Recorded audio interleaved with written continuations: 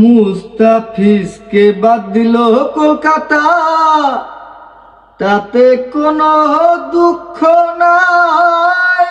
জুয়া করে কোনো কার আইপিএল বয়কট করো নাই। জেনে গেছি আমি আইপিএলে মুস্তাফিজ নাই তুমি, জেনে গেছি আমি আইপিএলে মুস্তাফিজ নাই তুমি। আমরা সবাই আইপিএল বয়কট করেছি,